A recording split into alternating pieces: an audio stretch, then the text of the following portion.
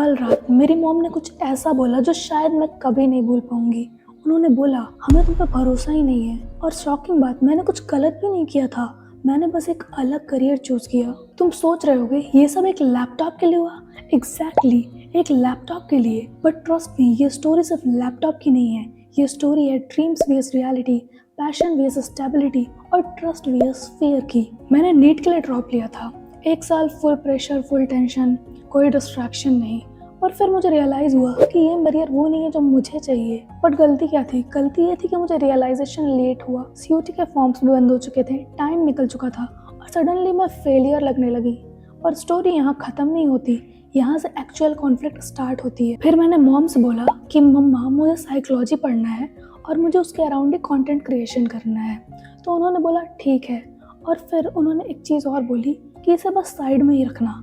पर जब तुम्हें पता हो कि तुम्हें एक्चुअली में क्या चाहिए और कोई बोल दे कि वो एक साइड है तो कितना चुभता है ना। फिर आया वो मोमेंट जहाँ सब कुछ बदल गया।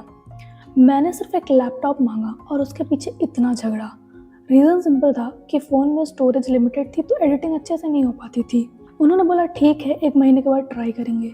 फिर जब मैं 1 महीने के बाद घर आई, मैंने उनसे बोला कि आप लैपटॉप कब लोगी। उन्होंने सीधा बोला हम फालतू चीज़ों पर पैसे वेस्ट नहीं करेंगे। फालतू? उस मोमेंट पे मुझे गुस्सा नहीं आया, मुझे हर्ट हुआ।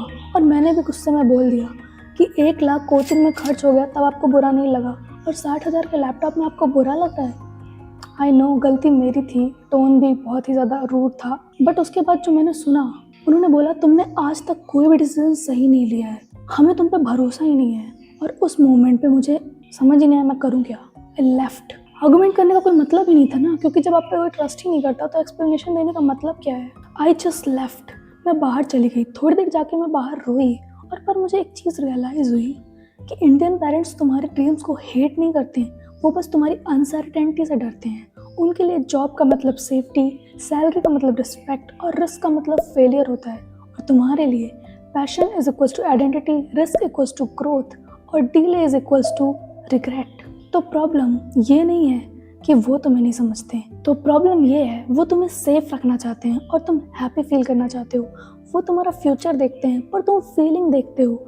इसीलिए सच ये है, ना तुम गलत हो ना वो, पर हाँ दोनों एक दूसरे को समझ नहीं पा रहे हैं। तो क्वेश्चन ये है, क्या तुम सेफ लाइफ चूज करोगे जहाँ सब लोग तुम पे ट्रस्ट करें, या वो लाइफ जहाँ शायद कोई ट्रस्ट ना करे पर तुम खुद पे ट्रस्ट करते हो?